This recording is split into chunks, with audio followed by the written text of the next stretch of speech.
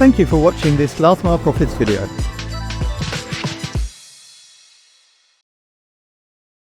Research suggests that consumers really value the option for returns. But how can we make this more commercially viable? Watch on to find out more. Last Mile Profits is brought to you by Parcel Pending by Quadient. Gary, the time of year for returns is coming again. It's a perennial topic, but it sort of never seems to be completely dealt with because, we were discussing in the past that big retailers were saying, well, we're going to stop offering free returns. And certainly we're going to look at customers that return a lot and seek to curtail those habits. But some of the research that I've seen recently says that, this is all great, but Joe Public, the consumer, doesn't like it. And that frightens retailers. Have you got a view on this? Yeah, I think free returns is kind of the fentanyl of e-commerce, really. I think once you've tried it and you take some pain away, it's very difficult to wean people off it. The people have got used to having it, and you try to interrupt it.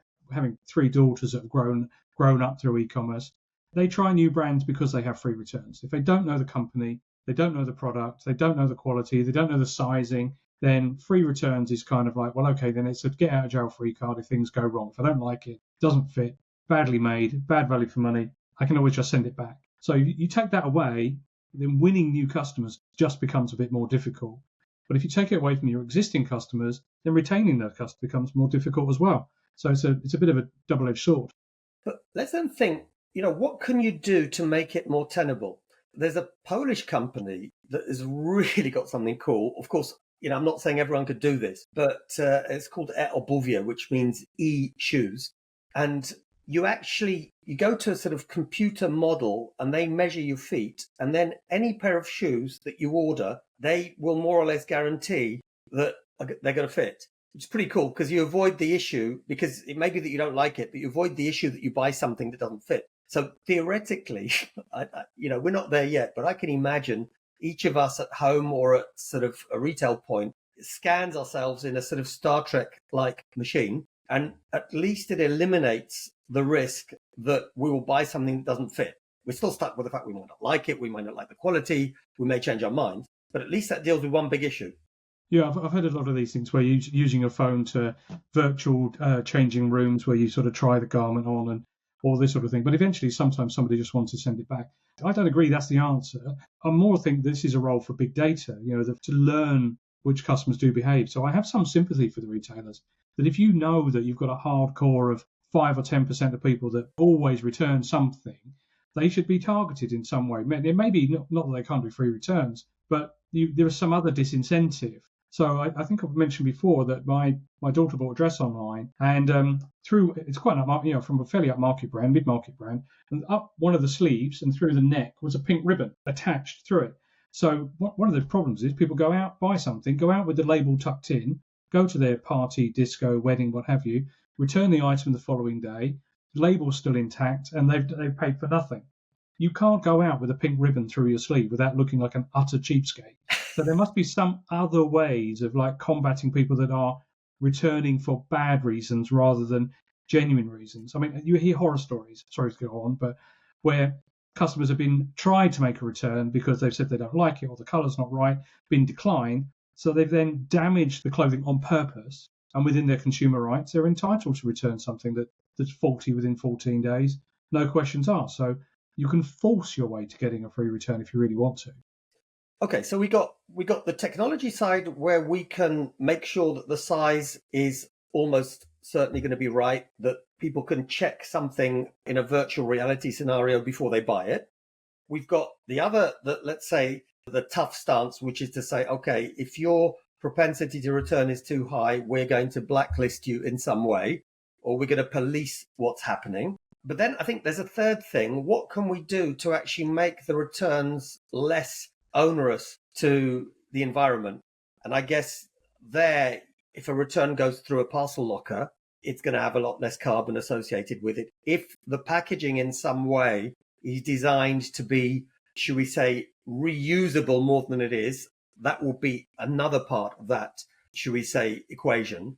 So I guess really it's a mix of the three things, trying to help people minimize the risk that, a good faith buyer will return something because he or she got the size wrong, or he or she had no idea how it's actually going to look on them or in situ in their house. The second one is, not surprisingly, your one, Gary, that, right, let's deal with them. Let's, catch them out and find a way to disincentivize bad habits. And then the third one, which probably can apply in all cases, is to try to make the process less onerous. Yeah, I think so. If you look at where the cost sits, you've got the cost of shipping it back, which is frankly quite small. Then you've got the two big buckets of cost are processing it when you receive it. So someone's got to open that package, reusable or not, and make an assessment of the condition of the garment that's being returned or the items being returned. Can I sell it? Can I put it straight back into stock at full price? And the worst thing is you've got to put it back into stock, but you've got to mark it down. If you say to somebody free returns for 100 days, if you get a bikini back in December, it's not going to go straight back on the shelf with the fur coats and boots that are being sold now. So you're immediately into last year's stale stock, or moving it to Australia because they're in the summer, and all of these things are expensive. So the shipping and the logistics, which is the bit we really care about, are relatively small. The real cost is processing and the loss of revenue when that item can't be put straight back out at full price. Do you know what, though? Actually, you did give me an idea. I've got a fourth one, Gary. And the fourth one would be to do the flip side of the disincentivizing, to incentivize people. So if people have a track record of not returning, then they get some kind of bonus. They join the gold club or whatever we want to call it. And either they get a discount on future purchases or some kind of benefit. So maybe that's the sort of the fourth option. Positive reinforcement is appealing. Yeah, I get that. But yes, I don't know. But I think I've just come back from Japan, and there the return rate is 1%. It's just not culturally done to send stuff back, because you're either accusing the retailer of sending something unsuitable or admitting you've made some sort of mistake. So the return rate just isn't there. So is there something to learn about it attitudinally? But at the moment, unfortunately, we've got this addiction that the retailers are going to find it very difficult to persuade consumers to give up. So here we have it, Gary. We need to find more Japanese people to buy the items so that we can have fewer returns. Uniqlo have wiped out the Gap in the UK, so they're doing something right. The Gap has disappeared from the high street, and Uniqlo are growing like mad. So we are becoming slowly more Japanese. Well, listen, Gary, great talking. As usual, to our audience, if you've enjoyed this, please click subscribe and like. And Gary, I think this is a perennial topic. We're going to be talking about it again, no doubt.